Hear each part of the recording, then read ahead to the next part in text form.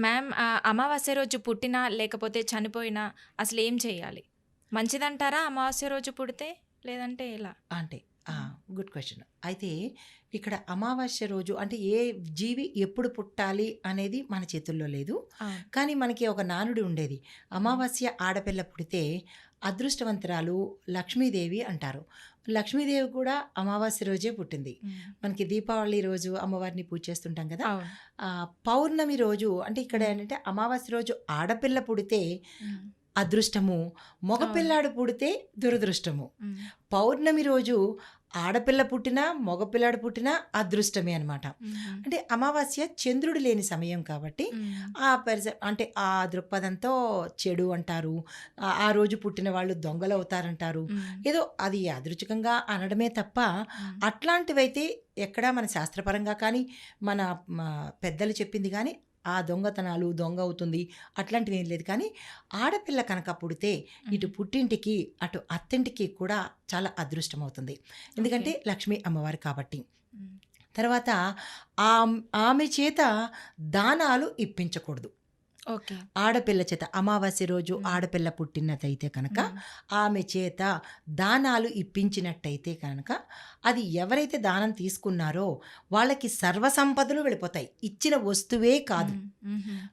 ఈ అమ్మాయి సంపదలకు కూడా వెళ్ళిపోతుంది కాబట్టి, ఓకే. ఒకవేళ తప్పదు అని అనుకుంటే గనక, హ్మ్. ఆ ఆడపిల్ల చేతిలో ఒక హ్మ్. వస్త్రాన్ని పెట్టి హ్మ్. దానంగా ఇప్పించొచ్చు. హ్మ్. లేదు అని అనుకుంటే గనక, దానం ఇవ్వవలసిన వస్తువులేవైనా హ్మ్. ఉంటే, దాన్ని పక్కన పెట్టి ఇలా చేయి చూపించొచ్చు. హ్మ్. ఈ 2 చాలా జాగ్రత్తగా ఓకే. గుర్తుపెట్టుకోవాలి. అంటే అమావాస్య రోజు ఆడపిల్ల. అమావాస్య రోజే ఇవ్వకూడదా మేడం? ఏ దానాలైనా సరే. ఓకే. ఆ పిల్ల లైఫ్ టైమ్‌లో ఏ హ్మ్. దానాలు ఇవ్వాల్సి వచ్చినా, హ్మ్. తన చేత్తో తను ఇస్తే కనుక లక్ష్మీదేవి వెళ్ళిపోతుంది ఆవిడతో పాటు. ఓకే. ఓకే. ఇవ్వవలసిన పరిస్థితి ఏర్పడినప్పుడు ఆ పిల్ల చేతిలో హ్మ్. వస్త్రం పెట్టి ఇప్పించాలి. ఇంకొక ప్రత్యామ్నాయం ఏంటంటే, హ్మ్. అక్కడే వస్తువులు పెట్టి దానంగా ఇవ్వాల్సినవి హ్మ్. అవి తీసుకోమని చెప్పాలి. హ్మ్. ఈ 2. ఇంకొకటేంటంటే, అమావాస్య రోజు ఆడపిల్ల పుట్టినదైతే కనుక, కన్యాదాతలు కన్యాదానం చెయ్యకూడదు. హ్మ్. అంటే ఈ అమ్మాయిని వాళ్ళకి ఇచ్చేయకూడదు. హుహు. ఆ పిల్లవాడిని ఇల్లరికం తెచ్చుకోవాలి. ఓకే. ఇల్లరికం తెచ్చుకోవాలి. హ్మ్. ఇది శాస్త్రం చెప్పిందే. నేను ఓకే. చెప్పిందైతే కాదు. ఇది చాలా మందికి తెలియదు మేడం. తెలీదు. హ్మ్. అవును. ఇది మళ్ళా గుర్తుపెట్టుకోవాల్సిన హ్మ్. విషయము. తర్వాత ఆ అమ్మాయి చేత అంటే ఆ అమ్మాయికి కోపం తెప్పించేటట్టుగా ఇటు పుట్టింటి వాళ్ళు, ఇటు అత్తింటి వాళ్ళు కూడా మసలకూడదు. హ్మ్. ఎందుకు అంటే ఒక ఆ డౌట్ మేడం. చెప్పమ్మా. ఇప్పుడు ఒకవేళ మనం ఇల్లరికం కాకుండా మనం ఆ అమ్మాయినిస్తే ఏమవుతుంది మేడం? పుట్టింటి వాళ్ళ సంపదలంతా అక్కడికెళ్ళిపోతాయి. పుట్టింటి ఓకే. వాళ్ళు మళ్ళా గర్భదరిద్రులైపోతారు. ఆహా! ఇది వాస్తవం కూడా. అమ్మాయే లక్ష్మి అంటారు కాబట్టి, అమ్మాయి వెళ్ళిపోతే ఇంకా ఆ! హ్మ్. లక్ష్మి అంటే పెళ్లి కూతురు, పెళ్ళికొడుకు లక్ష్మీనారాయణ స్వరూపాలు వేరు. హ్మ్. కానీ ఈ ఒక్క విషయంలోనే హ్మ్. అమావాస్య రోజు ఆడపిల్లని మనం కనుక కన్యాదానం చేస్తే హ్మ్. పుట్టింటి వాళ్ళు రోడ్డు మీద పడడం ఖాయం. ఓకే. అంటే కట్టుబట్టలతో అంటే మళ్ళా వాళ్ళ స్టేటస్ తగ్గిపోతుంది. హ్మ్. మళ్ళా జీరో నుంచి వాళ్ళు మొదలుపెట్టుకుంటూ రావాల్సిందే. హ్మ్. ఇది శాస్త్రవచనము. హ్మ్. అయితే ఇంకొకటేంటంటే ఈ పిల్లని కోపం తెప్పించే మాటలు అంటే కనుక హ్మ్. ఆమె కోపంలో కానీ, బాధలో కానీ ఏదన్నా అంటే అయిపోతుంది. హ్మ్. ఆ విషయంలో ఇటు పుట్టింటి వాళ్ళు, అత్తింటి వాళ్ళు చాలా జాగ్రత్తగా ఉండాలి. ఓకే. హ్మ్. ఇది తప్పదు. అంటే శాస్త్రవచనము. హ్మ్. దీంతో పాటు ఇంకొకటేంటంటే, ఆ పిల్ల గుణగణాలు ఏంటంటే గనక గంభీరమైన వ్యక్తిత్వం కలిగి ఉంటుంది. హ్మ్. చేజార్చే గుణం ఉండదు. హ్మ్. సెల్ఫ్ రెస్పెక్ట్ ఉంటుంది. దీంతో పాటు ఆమె అంతర్ముఖంగా ఎక్కువగా ఉంటుంది. హ్మ్. అంటే లైక్ ఇంట్రావర్ట్ అనమాట. హ్మ్. తన కష్టం కానీ, తన బాధ కానీ, సంతోషం కానీ ఏది ఓపెన్ అవ్వదు. హ్మ్. ఆడపిల్ల అయితే కనుక. అయితే చాలా శక్తివంతమైన, పవర్‌ఫుల్ ఆత్మబలం ఉంటుంది ఆ పిల్లకి. దీంతో పాటు ఇంకోటేంటంటే హ్మ్. మానసికంగా షీ ఈజ్ వెరీ స్ట్రాంగ్. తరువాత ఆధ్యాత్మిక పరంగా, తర్వాత దైవిక పరంగా ఈ పిల్ల అంటే ఆ రోజు పుట్టిన హ్మ్. అమ్మాయి హ్మ్. చాలా స్ట్రాంగ్‌గా, స్టబర్న్‌గా ఉంటుంది. హ్మ్. నిర్ణయాలు తొందరగా తీసుకోదు. తీసుకున్నదంటే దానికి కట్టుబడి ఉంటుంది. హ్మ్.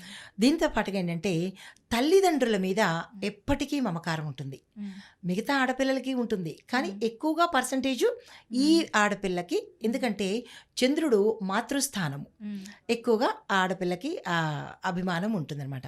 దీంతో పాటు ఏంటంటే జ్యోతిష శాస్త్ర ప్రకారము ఈ అమావాస్య రోజు పుట్టిన ఆడపిల్లలకు ఆహ్, కుటుంబ పరంగా ఆమె చేత ఎక్కువగా వ్రతాలు నోములు చేయిస్తే ఆ పిల్ల చేత పుట్టింటి వారికి అత్తింటి వారికి కూడా చాలా శుభం ఉంటుంది.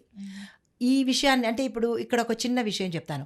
ఇంకా తప్పదు, మేము కన్యాదానం చేసేసాము, తప్పదు చెయ్యాలి అని అనుకుంటే కనుక ఆ పిల్లకు కన్యాదానం చేసే ముందే ఆమె చేత నోములు వ్రతాలు పట్టించేసి, ఇంకా మరి తప్పదు కదా, దానికి ఏదో రెమెడీ ఉండాలి కదా, ఆ రెమెడీగా ఆమె చేత వ్రతాలు నోములు చేపించేసి ఇక్కడ లక్ష్మిని స్థిరంగా ఉంచి అప్పుడు పెళ్లి చేయొచ్చు.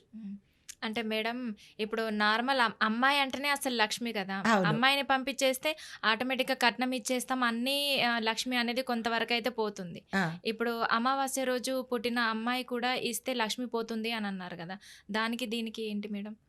ఇది స్వయంగా లక్ష్మి ఈ అమ్మాయి స్పెషల్ క్యారికేచర్స్ ఇవి. ఓకే. ఆడపిల్ల అంటేనే లక్ష్మి, కానీ ప్రత్యేకంగా ఈ అమ్మాయిని కనుక ఇచ్చినట్టయితే సర్వసంపదలు కోల్పోతారు.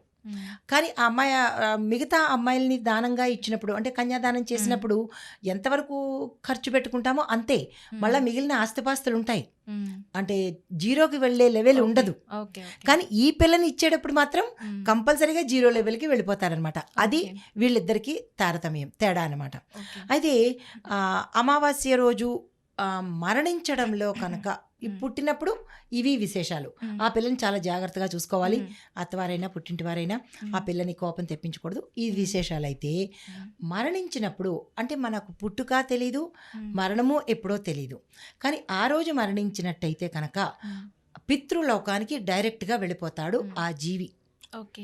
ఇంకా మధ్యలో బాధలు పడ్డము, మధ్యలో ఇవన్నీ దాటుకుంటూ వెళ్ళడము గరుడ పురాణం ప్రకారము ఇవేవి ఉండవు, డైరెక్ట్గా పితృలోకానికి వెళ్ళిపోతారు. అది ఎవరికి దొరుకుతుంది అంటే మంచి కర్మలు చేసిన వాడు, సాధు సన్యాసులు, ఋషి పుంగవులు, సిద్ధి పొందిన వాళ్ళు మాత్రమే అమావాస్య రోజు చనిపోతారు. మనకు ఒక సామెత ఉంది, అన్నీ తెలిసిన వాడు అమావాస్య రోజు, ఏమీ తెలియని వాడు ఏకాశి రోజు చనిపోతారు అని. అంటే అన్నీ తెలిసిన వాడు అంటే పండితులు, వాళ్ళు అమావాస్య రోజు చనిపోతారన్నమాట. ఆ అమావాస్య రోజు చనిపోయిన వాళ్ళు వాళ్ళకి ఇంటి బంధువులు ఉంటారు కదా, చనిపోయిన వాళ్ళకి ముక్తి దొరుకుతుంది, డైరెక్ట్ పితృలోకానికి వెళ్తారు. మరి వాళ్ళ కుటుంబీకులు ఏం చేయాలి అంటే కనుక 13 రోజుల ప్రకారంగా ఏవైతే కార్యక్రమాలు చేస్తారో అవి చేస్తూ, మనకి ఎవ్రీ సంవత్సరం తద్దినాలు పెట్టుకుంటారు, అవి చేస్తూ గుర్తుపెట్టుకోవాల్సిన పాయింట్ ఏంటంటే ఆ చనిపోయిన వాళ్ళ పేరు మీద ప్రతి అమావాస్య పితృతర్పణాలు వదలాలి. లేదు అంటే కనుక ఆ దోషము ఈ వ్యక్తిగత జాతకం మీద పితృదోషాలుగా వెళుతుంది ఆ కుటుంబీకులకి. ఎప్పుడైతే పితృదోషాలుగా ఆ కుటుంబం అంతా అనుభవిస్తున్నారో, పితృదోషాలు అంటే వివాహం కాకపోవడము, ఆర్థిక ఇబ్బందులు, సంతానం కలగకపోవడము, సంతానం కలిగినప్పటికీ అర్ధాయుషుగా చనిపోవడము, ఈ దోషాలన్నీ ఆ సమయంలో జరుగుతాయన్నమాట. అయితే వీటినన్నిటినీ మనం ఎలాగా తప్పించుకోవాలి అంటే సమస్య ఉన్నప్పుడు సమాధానం కూడా ఉంటుంది కదా. ఈ సమాధానం ఏంటంటే ఈ అమావాస్య రోజు చనిపోయిన వాళ్లకు ప్రతి నెల మనం పితృకర్మలు చేస్తూ వాళ్ళ పేరు మీద అన్నదానం చేస్తూ వాళ్ళని తరతరాలు గుర్తు పెట్టుకునేటట్టుగా మసలుకోవాలి, మర్చిపోకూడదు. అయితే పుట్టినప్పుడు ఏం చేయాలి అంటే ఆ పిల్లని అత్తవారింటికి, ఆడపిల్ల అంటే అత్తవారింటికి వెళ్ళిపోతుంది కదా, అత్తవారింటికి వెళ్ళిపోయిన తర్వాత ఆ పిల్ల చేయవలసిన పనులు, ఒక అమావాస్య రోజు పుట్టింటి వారి కోసం పూజ చేయాలి, ఒక అమావాస్య రోజు అత్తింటి వారి కోసం పూజ చేయాలి. అంటే ప్రతినిత్యము ఆడపిల్ల పూజ చేస్తుంది, కానీ ఒక అమావాస్య రోజు పుట్టింటి కోసం కేటాయించాలి. అప్పుడు పుట్టింటి వాళ్ళు మరి తిరిగి మళ్ళా వృద్ధిలోకి రావడానికి అవకాశం ఉంటుంది.